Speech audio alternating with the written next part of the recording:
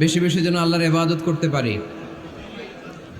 নতুন বছরে আমরা শপথ নেই, আমরা যেন অন্তরে হিংসা লালন না করি, বিদ্বেষ লালন না করি, আমরা নিজেরা যেন কাদা ছোড়াছুরি না করি, আমরা যেন মিলেমিশে একসাথে একাকার হয়ে যাই।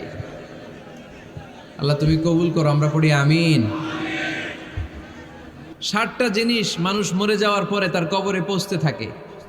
ইন্না মিম্মা ইয়ালহাকুল মুমিন মিন হাসানাতিহি বা'দা মাউতিহি, মানুষ মরে যাওয়ার পরেও যে 60টা জিনিস তার কবরে পৌঁছায় তার মধ্যে একটা হচ্ছে মসজিদান বানাহু, সে যে মসজিদ বানিয়ে গিয়েছে ওই মসজিদের সওয়াব। সুবহানাল্লাহ পড়েন। আপনি টাকা দিয়ে মসজিদ বানিয়ে দিলেন, ওই মসজিদে মুসল্লিরা নামাজ পড়ে, রোজাদাররা এসে ওখানে ইফতার খায়, তাহাজ্জুদ আদায়কারীরা তাহাজ্জুদ পড়ে, তাদের সওয়াবের কমতি হবে না, কিন্তু তাদের সওয়াবের একটা পার্সেন্টেজ সওয়াব যে ব্যক্তি মসজিদ বানালো তার আমল নামে আল্লাহ ঢুকিয়ে দেয়। সুবহানাল্লাহ বলতে পারলেন না?